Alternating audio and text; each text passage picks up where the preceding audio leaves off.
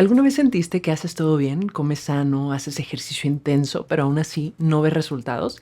Tal vez tu cuerpo no necesita más esfuerzo, sino más equilibrio.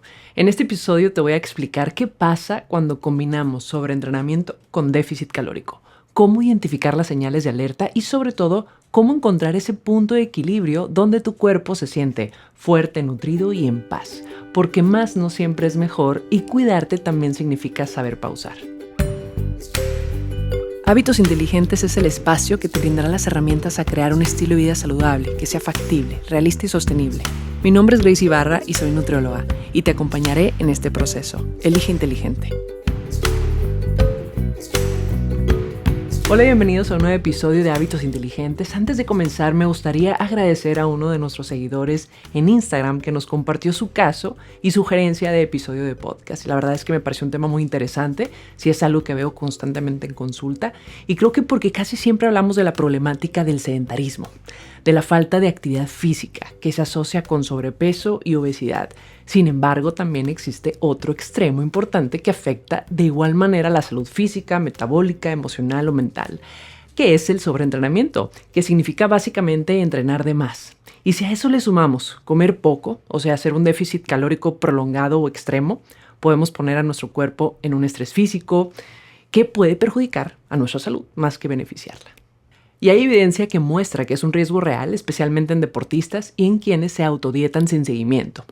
Yo lo veo en las personas que normalmente dicen, es que yo ya sé qué comer y qué no, pero no se enfocan en lo que necesitan, solo en lo que tienen que quitar o dejar de comer. Y para evitar riesgos por deficiencias es importante evaluar la calidad y cantidad según el requerimiento individual. Y en el caso de deportistas se dice que entre el 20 y el 60% de los atletas de resistencia, por ejemplo, nadadores, corredores, ciclistas, triatletas, han experimentado síntomas de sobreentrenamiento durante su carrera y entre el 3 y 35% de deportistas jóvenes han tenido periodos de fatiga excesiva por sobrecarga y déficit calórico, siendo la baja ingesta calórica y la falta de recuperación los principales detonantes. Cuando realizamos ejercicio de forma frecuente, es normal aumentar progresivamente el ritmo y la intensidad con el fin de obtener mejores resultados. Siempre hablamos de retarnos, de exigirle al cuerpo para aumentar fuerza o resistencia. Sin embargo, hay un nivel de exigencia que en vez de mejorar tu rendimiento físico, puede poner en riesgo a tu salud. Incluso verse obligado a suspenderlo por agotamiento físico y mental, lo que se conoce como síndrome de sobreentrenamiento. Y esto aparece generalmente por una combinación de tres factores: el exceso de entrenamiento, la insuficiencia de descanso y una recuperación inadecuada. ¿Cómo puedo saber si estoy sobreentrenando? Bueno, más allá de la cantidad de ejercicio, es una respuesta del cuerpo al exceso de estrés. No existe un número exacto de horas o días que puedan definirlo. Va a depender de la intensidad, del descanso, la alimentación y el manejo del estrés. Por ejemplo, 2 personas pueden entrenar 6 días a la semana. Una se recupera bien, come suficiente y mejora, y la otra duerme poco, come poco y empieza a agotarse. La segunda está en riesgo de sobreentrenamiento. Otra forma de definirlo es cuando el volumen, la intensidad o la frecuencia del ejercicio superan la capacidad de recuperación del cuerpo sin un descanso adecuado. O sea que el sobreentrenamiento no necesariamente empieza en el gimnasio, empieza cuando el cuerpo deja de recuperarse. Por otra parte, el déficit calórico ocurre cuando el cuerpo consume menos energía o menos calorías de las que gasta, que de alguna manera es una estrategia que podría generar una pérdida de peso o grasa corporal si se hace adecuadamente. Pero de cualquier forma, no siempre se trata de comer menos. Por ejemplo, un déficit calórico saludable podría ser una disminución entre 300 y 500 calorías diarias, dependiendo de las necesidades individuales, el tiempo de entrenamiento, el tipo de entrenamiento, asegurando que se mantenga una adecuada ingesta de nutrientes y una correcta planificación alimentaria, o sea que el paciente cubra su requerimiento necesario para rendir en las actividades del día a día. Sin embargo, hay personas que mantienen un déficit calórico prolongado con dietas restrictivas o dietas desequilibradas, donde consumen mucho menos de lo que gastan o incluso necesitan, y esto con el fin de tener un mejor resultado en un menor tiempo. Pero más que acelerar el resultado, lo detiene, porque nuestro cuerpo comienza a actuar de un modo de supervivencia y en ese estado el cuerpo no avanza. Un ejemplo de déficit calórico poco saludable suele verse cuando se omiten tiempos de comidas, especialmente el desayuno o la cena, y esto sin un esquema adecuado o equilibrado de nutrientes el resto del día. También sustituyen comidas completas por café o snacks ligeros, las barritas o las bebidas energéticas, con la idea de entre menos comidas mejor, y son típicamente los pacientes que dicen, yo como muy poco, no sé por qué no bajo. Otro aspecto es que también en muchas ocasiones se generan restricciones inconscientes debido a problemas digestivos, la sensación de inflamación constante o alguna intolerancia alimentaria, que esto lleva también a hacer restricciones de alimentos o también por falta de interés a la comida, y aquí es donde entra también la salud emocional, que también puede estar impactando. Otro ejemplo son las personas que se la llevan en dietas de moda, omitiendo grupos de alimentos, principalmente los carbohidratos, o incluso evitan las grasas con la idea de no como grasas para no subir grasa, o dietas detox, jugos, líquidos, etc. Así como el uso de medicamentos para bajar de peso, que lo compartimos en el episodio pasado, que se caracterizan por disminuir el apetito. Por lo tanto, pueden hacer un déficit extremo y todo esto sin ninguna supervisión profesional. El problema empieza cuando ese déficit se combina con demasiado ejercicio, poco descanso o estrés acumulado. Cuando el cuerpo percibe que estás entrenando mucho, comiendo poco y recuperándote mal, entra en un modo de supervivencia. Empieza a ralentizar el metabolismo, a ahorrar energía y a bloquear resultados. Es como si el cuerpo dijera, no puedo gastar más porque necesito protegerme.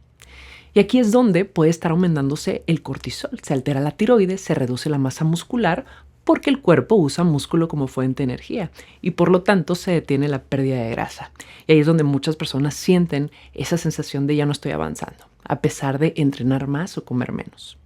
Y esta sensación que genera, pues más estrés, frustración, y yo lo que observo también en consulta es la emoción del enojo a veces consigo mismos de a pesar de todo el esfuerzo, pues no están viendo un resultado. Ahora, ¿cómo podemos diferenciar si estoy haciendo un déficit saludable o uno no tan saludable, un déficit excesivo? El déficit saludable es moderado, planificado, hay una buena recuperación, hay una buena ingesta de proteína, de carbohidratos, es personalizado y hay un seguimiento profesional. En cambio, un déficit extremo puede ser muy restrictivo, sin descanso ni ajuste nutricional y normalmente son enfocados en el 100% en una pérdida de peso y no importa qué. O sea, a veces se puede perder peso de masa muscular y esto pues tampoco es sano. ¿Cómo se puede ver esto en el día a día? ¿Cómo podría afectarnos? Y ahora les voy a compartir 10 señales de alerta de un sobreentrenamiento y déficit calórico. Primero es que puedes sentir cansancio y fatiga constante, esa sensación de agotamiento y somnolencia durante el día. Número 2, puedes sentir insomnio o sueño poco reparador. Y esto es porque el exceso de cortisol puede alterar el descanso. Por ejemplo, puedes sentir que aún así que duermes, te despiertas todavía agotado y sin energía. Número 3, hay dolor muscular prolongado por lo menos hasta más de 48 horas. O sea, porque no hay un descanso adecuado para el nivel de intensidad y además el cuerpo no tiene suficiente energía ni nutrientes para reparar tejidos. Normalmente se puede reflejar con contracturas constantes. Número 4. Menos fuerza en los entrenamientos, o sea que ya no rendimos igual, principalmente por la falta de alimento y de la principal fuente de energía que son los carbohidratos, que normalmente es el principal grupo que a veces se omite cuando se busca bajar de peso. Número 5. Pérdida excesiva de peso, principalmente de masa muscular, y aquí es donde puedes empezar a sentirte más delgado, pero a lo mejor sin tono o sin fuerza. Número 6. Desmotivación o estrés constante. O sea, te sientes impaciente, ansioso o apático y aquí es donde el cerebro también se ve afectado por la falta de energía y el exceso de esfuerzo. Número 7. Mayor frecuencia de calambres, porque además del déficit calórico también hay déficit de micronutrientes, sobre todo de sodio, potasio, magnesio, que estos minerales van a regular la contracción muscular y el impulso nervioso. Y si no se reponen adecuadamente, los músculos empiezan a contraerse de forma involuntaria y generan los calambres. Número 8. La falta de concentración. Y esto es porque el cerebro utiliza glucosa como principal fuente de energía y cuando mantenemos un déficit prolongado o una ingesta baja en carbohidratos, los niveles de glucosa bajan y generan ese pensamiento más lento o la mente nublada, lo que se le llama como esa neblina mental. Número 9. Mareos y visión borrosa. Y esto es consecuencia de los mismos niveles bajos de glucosa o también la consecuencia de una presión arterial baja, consecuencia del déficit y de la deshidratación. Y por último, número 10, cambios de humor frecuentes. No solo el cuerpo se agota, también las emociones. Y si comemos muy poco o entrenamos demasiado sin reponer energía, el cuerpo prioriza funciones básicas y deja en segundo plano el equilibrio emocional. Por lo tanto, el resultado es mayor irritabilidad, tristeza sin motivo claro, desánimo y una menor tolerancia también al estrés. Y si has sentido por lo menos 5 de estas señales de alerta, es importante evaluar tu alimentación y entrenamiento, porque cuando ignoramos las señales del cuerpo, Lo que puede empezar como un simple cansancio puede transformarse en un estado crónico de agotamiento físico, metabólico y emocional. Al final nuestro cuerpo resuelve. A veces nos enfermamos de una simple gripe porque pareciera que también es una forma de que nuestro cuerpo nos está pidiendo ese descanso. ¿Qué pasa si continúa entrenando así? Pueden presentarse consecuencias graves como pérdida de masa muscular, menor fuerza, peor rendimiento y metabolismo más lento. Número 2, alteraciones hormonales. En mujeres, por ejemplo, la ausencia del ciclo menstrual. En hombres, la disminución de testosterona. Y en ambos hay un aumento de cortisol, que esto puede generar también infertilidad temporal, fatiga crónica y dificultad para regular el peso. Número 3, vulnerabilidad a enfermedades porque debilita el sistema inmune. Número 4, deficiencia de micronutrientes. Por la alimentación restrictiva no se cubren los nutrientes necesarios, que esto genera, además del sistema inmune debilitado, también riesgo de anemia por deficiencia de hierro o fragilidad ósea o trastornos digestivos por la falta de fibra, grasas o nutrientes. Número 5, estancamiento en la pérdida de peso. El cuerpo se protege, disminuye el músculo, pero la grasa aumenta, lo que genera esa sensación de no poder avanzar. Número 6, tendencia al efecto rebote. Y esto pasa después de un déficit prolongado. El cuerpo se protege disminuyendo el metabolismo para guardar energía, pero cuando vuelves a comer normal, el cuerpo sigue en ese modo de ahorro y puede almacenar energía más fácilmente. Y esto pasa porque en algún momento faltó. Entonces, para que no falte, el cuerpo se protege bajando ese ritmo metabólico. Número 7, desgarros, tendinitis o esguinces. Es el riesgo de lesiones y desgaste articular. Número 8, aumento de presión arterial o arritmias. Así como los músculos se fatigan, el corazón también puede agotarse. Y cuando el esfuerzo es constante y no hay suficiente reparación, el sistema cardiovascular empieza también a desajustarse. Y es como el cuerpo refleja ese modo de alerta. Número 9, ansiedad, irritabilidad y depresión. Son alteraciones emocionales que se pueden convertir en trastornos del estado de ánimo o trastornos de conducta alimentaria. Y los más frecuentes son anorexia nerviosa, la ortorexia, que esta se caracteriza por esa obsesión de consumir alimentos sanos y en las porciones correctas. También el trastorno por evitación o restricción de la ingesta de alimentos, que incluye comer de forma extremadamente limitada o no comer determinados alimentos. La vigorexia, por ejemplo, que son personas con una obsesión tan grande de verse musculosas. Y la permarexia, que esta se caracteriza por una obsesión por realizar dietas que adelgazan, por contar las calorías ingeridas de forma compulsiva. Y de esto vamos a hablar en el siguiente episodio de podcast. Y ahí es donde el sobreentrenamiento y las prácticas de déficit calórico sostenidas no solo afectan al cuerpo, también pueden ser esa antesala o reflejo de un trastorno de conducta alimentaria. Y es que a veces detrás de una rutina muy estricta o de una alimentación perfecta hay una forma de control que nace del miedo y no del bienestar. Por ejemplo, hay algunas señales de alerta en la conducta que pueden hacer referencia a estos trastornos. Por ejemplo, cuando se puede entrenar a pesar del dolor, enfermedad o cansancio, el sentir culpa al descansar o al comer, evitar eventos sociales por miedo a la comida, o pesar o medir todo compulsivamente, o buscar un control constante sobre el cuerpo. Y si el ejercicio se vuelve una forma de castigo, si la comida te está generando culpa constante o descansarte de ansiedad, creo que es momento de pedir ayuda y reconectar también con tu cuerpo, pero desde otro lugar, un lugar más compasivo. Y el primer paso, pues, es ser conscientes y reconocer que probablemente estás en esta sobreexigencia. Esto es una oportunidad definitivamente, pues, de sanar esa relación con tu cuerpo y con los alimentos. Cuidarte no es controlar cada caloría o cada entrenamiento. Cuidarte también es tener paz con lo que comes, con tu cuerpo y con tus descansos. Y si ya te identificas que estás pasando por un periodo de sobreentrenamiento y déficit calórico, ¿qué es lo que puedes hacer? Primero, haz una pausa consciente. Puedes suspender o reducir la intensidad del entrenamiento unos días o semanas. Esto puede ayudarte a recuperar energía, masa muscular y balance hormonal. O puedes reducir la intensidad de tu entrenamiento. Puedes reducirlo a 30 minutos, 3 o 4 veces por semana, dejando descansar total de 1 a 2 días y solo retomando la intensidad cuando ya recuperes esa energía y buen sueño. También puedes aumentar gradualmente esa ingesta calórica. Si vienes de un déficit prolongado, puedes subir poco a poco las calorías. Aquí el punto es no tenerle miedo a comer. Al comer o consumir lo suficiente, vas a notar que tu metabolismo se va a reactivar, hasta más apetito te empieza a dar. También es importante que empieces a priorizar los nutrientes que reparan. La proteína para recuperar músculo, carbohidratos para restablecer ese glucógeno y te va a ayudar también a reducir el cortisol, te da más energía, las grasas buenas, aguacate, nueces, para equilibrar también tu sistema hormonal, el magnesio, zinc y hierro para la energía, sistema inmune, agua y electrolitos para rehidratarte.